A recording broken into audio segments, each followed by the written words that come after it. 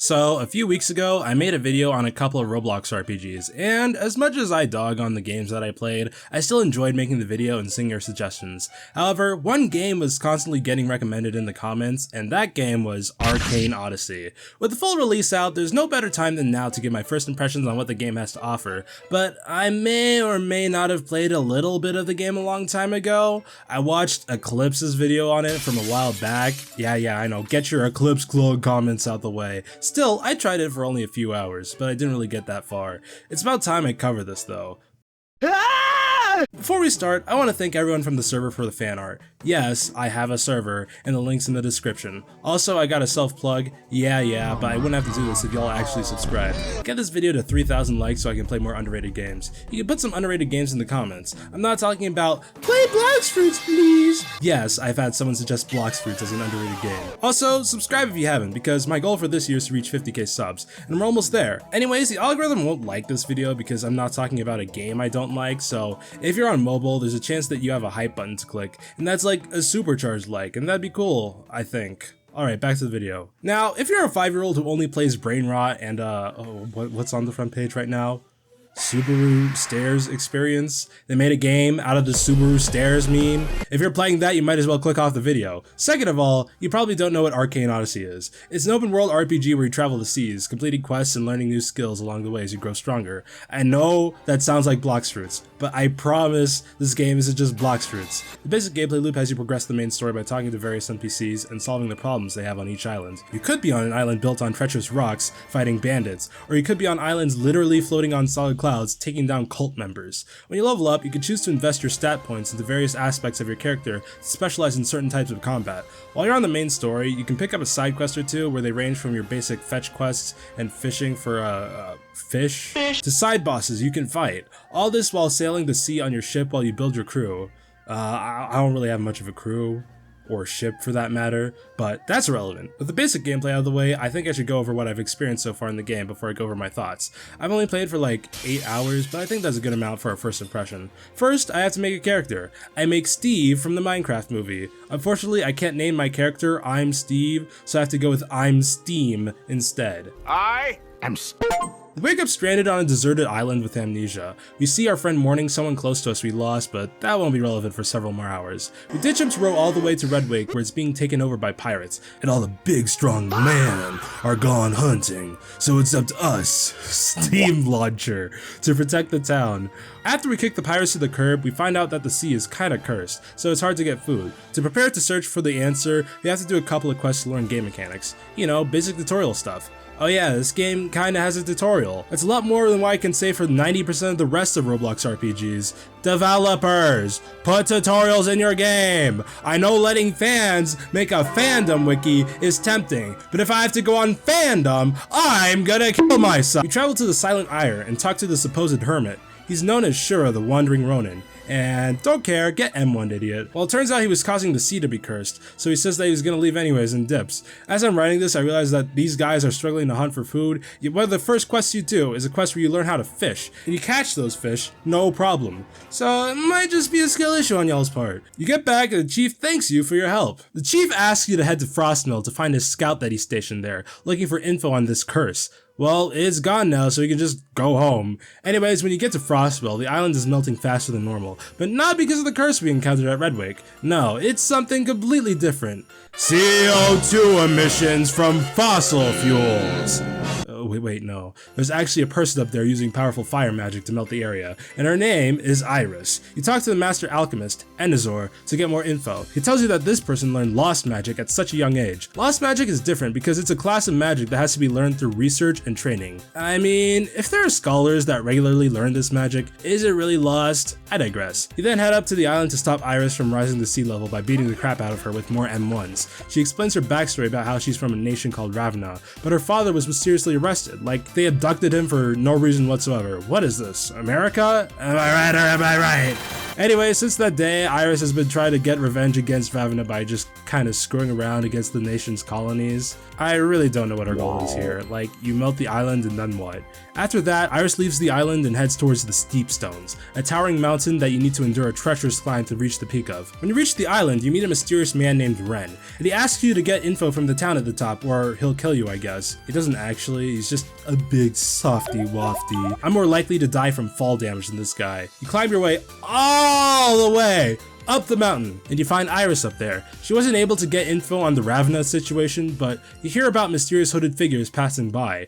Your job is done, so you just gotta drop down to Ren to let him know. But now he wants you to find more about these hooded figures. You gotta go back up the mountain, but thankfully it's a teleport. At least for the first time you go back up. Rent a skyship to sail to the island that they're hiding on. You go and beat the crap out of them, and then you gotta go back down and talk to Ren again. He says that he vaguely recognizes them, but he doesn't fully remember what organization they were. Thankfully, there's a library on one of the Sky Islands, but not just any library, a magic library. He apologizes again for making us climb back up the mountain. Look, buddy, if you were gonna go up the mountain anyways, maybe just meet me at the top of the mountain instead of sitting here like a bum, making me drop several hundred feet back and forth just to talk to you. How's that for a solution? We make our way to the library with no one in it, oddly enough. However, all the books inside are under a magic seal by the library's creator, Randall. Yes, his name is Randall. Shut up. Ren says that he's the wisest man he's ever met,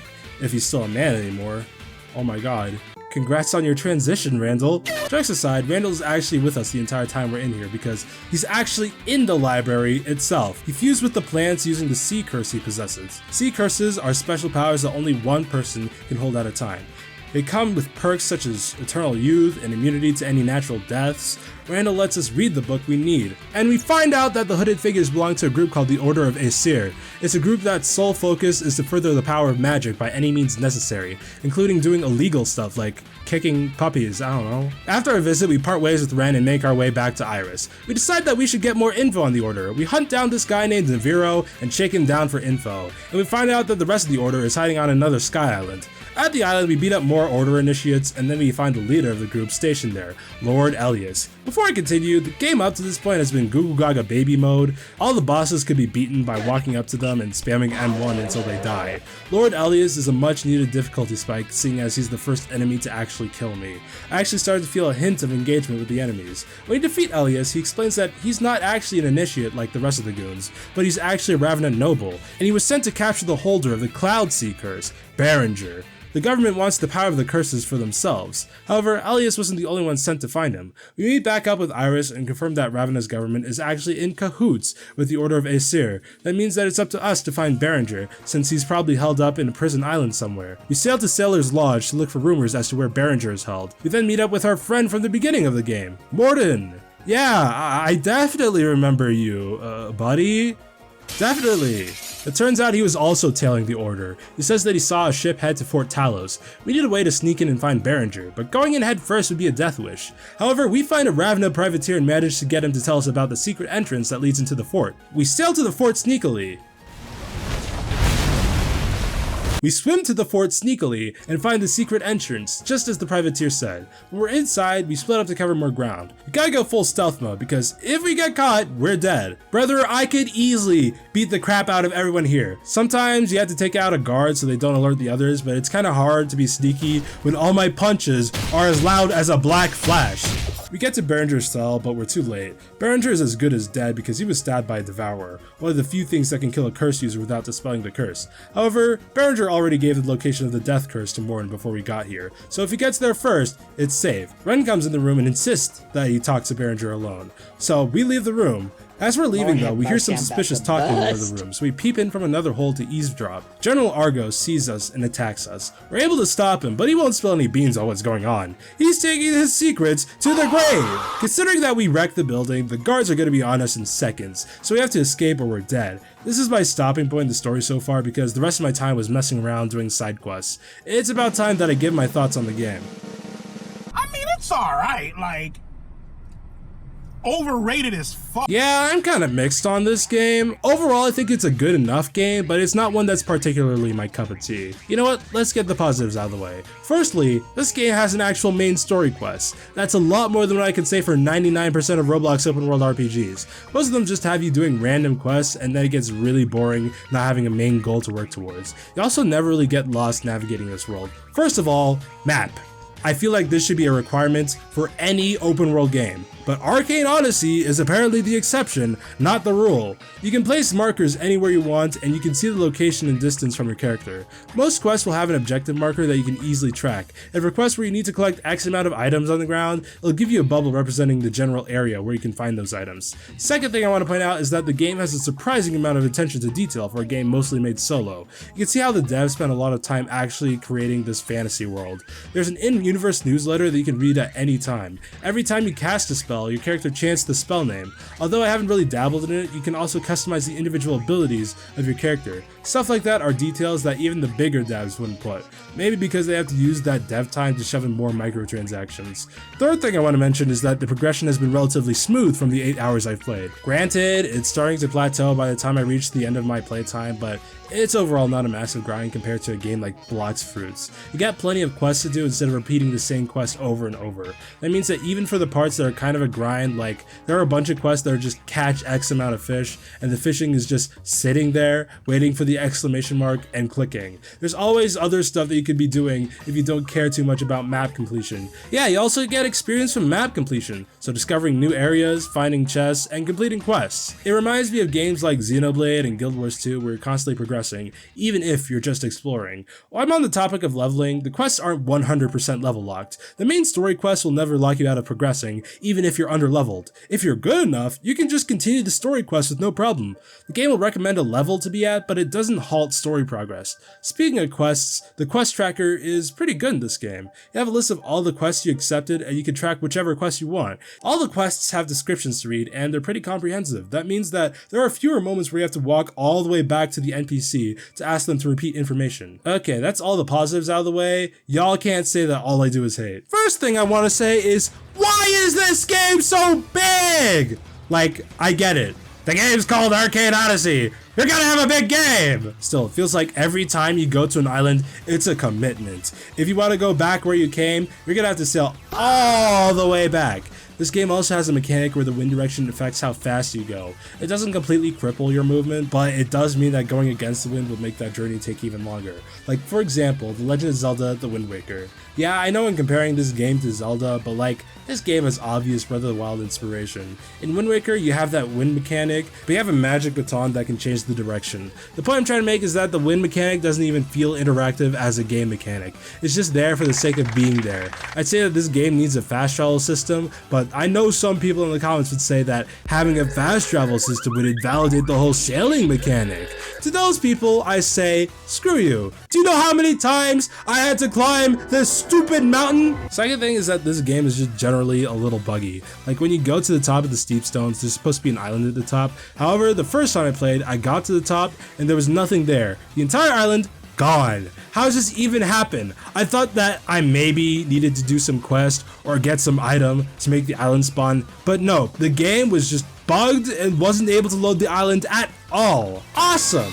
Also, the first time I played, the fall damage wasn't working. So the whole time I was just jumping off cliffs with no consequences until I load into a new server, and let's just say I was coming in too hot. Third thing I'll say is that the main story has yet to really hook me. Like, I'm sort of just following along for the sake of progressing through the game. I'm not really engaged with the plot. Personally, I prefer my RPGs to have a focus on characters and the relationships, but like, so far, the player character is just tagging along for the ride. They don't really have any emotional stake in the plot. The only recurring characters are Iris and like, Ren. I don't count Morden as a recurring character because he was at the start for 2 seconds and then we're off for several hours until we see him again. And then he abandons us. I know nothing about him, but like, he doesn't have a hint of mystery like Ren does. This guy's supposed to be our friend? I don't know, the characters are kind of boring, but maybe they get better. Another thing that I dislike is how the quest tracker only holds 6 quests at a time. I don't see why I can't accept a bunch of quests and just do them on my own time.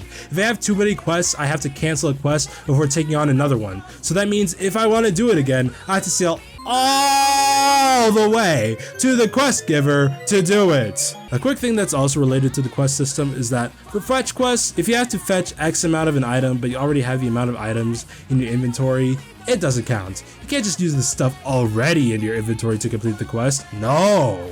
You have to go out and get it again for it to count. For any future game devs making an RPG, I suggest doing what Xenoblade does and have all basic fetch X quests be part of a collectopedia of sorts. The fetch quests are the most boring quest type in any RPG, even worse than defeat 8 snowbands. Let's just have townspeople or quest stuff be collected through like a separate board or something, and you can find the items at your leisure and complete everything in the menu instead of finding the NPC, talking to the NPC, accepting the quest, collecting the items, going back to the NPC, and then finishing the quest. I don't expect Arcane Odyssey to implement this, but it's just food for thought. Next thing that I dislike is that you don't really have a way to intuitively change your spawn. Depending on your story progress, your spawn point will be set at a certain location. That's fine until you want to go out and do some side content and realize that there's no easy way to change your spawn. It means that if you die, you have to respawn at some place who knows how far from what you were trying to do. One of the bosses set the spawn point outside the boss room. You know, that's kind of convenient. No need to scramble up and down to get to the boss room, except I'm in Fort Talos! Yeah, that person I mentioned earlier where you have to sneak above the guards, otherwise you die. I was super underleveled for the fight, so I thought I'd go and grind. But you have to go through the process of sneaking out the entire prison! And if so much as a pixel of you is spotted, you instantly die! Placing you back in the boss room. That doesn't even cover up the fact that you have to sail all the way to other islands to do more quests as well. It's just overall a pain. Another thing I will say about the game is that this game has an entire cooking system. Every time you use a skill, it costs energy. However, as you get hungry, your maximum energy decreases. Eating food refills your energy. Cooking food also provides buffs depending on the food you make. However, the buffs aren't really super helpful. Like, at most, you get health recovery, healing 2 HP a second or something. It's just really not worth the brain power to min-max your dishes. Also, energy drains really slowly, so you're never really caught in a situation where you feel that you need to stay stocked on food just in case. Potions heal, but as far as I know, food doesn't directly heal you, so there's not even that. Food only restores hunger, but hunger is such a nothing stat that it doesn't even cross my mind. The last negative thing I want to talk about is, well, the combat. It's a little clunky, not gonna lie. The combat has your M1 attacks, your unlocked skills on the different keys on your keyboard, you have a dash, and you have a block that you can parry attacks with when you perfectly time it. Hit an enemy long enough and you'll do a poise break, stunning them. I couldn't put my finger on why the combat was so clunky for the longest time, but I think I know why. This game's block kinda sucks. This game actually doesn't have a block buffer, well, kinda. The game does let you buffer the block so it can be used immediately after a move, but only for every move except your M1 attack. You know, your most basic and frequently used attack. I was wondering how sometimes I'd block an attack while other times I took full damage. Also, the block is weirdly slow. Like when you push the block button, it takes a split second before actually starting the block animation. Overall, when the animation is finally finished and you're fully blocking, it's been half a second after you press the block button and you've already eaten the full attack. When I parry attacks, it feels like luck most of the time, and it low-key blows when the bosses start putting up more of a fight and the game can't keep up. Overall, my thoughts on the game are kinda all over the place. On one hand, this game has a lot of flaws that stop this from truly shining as one of the best RPGs on Roblox. I mean, it is, but that's a low bar to pass. On the other hand, this game is truly a feat that shows the perseverance of a mostly solo dev. This game is truly a passion project, and don't let anything I say take away from that. I fully recommend this game to anyone who is into Roblox open world RPGs. I just think that the fans just love to overhype this game for some reason. I give Arcane Odyssey an Epstein Island out of 10.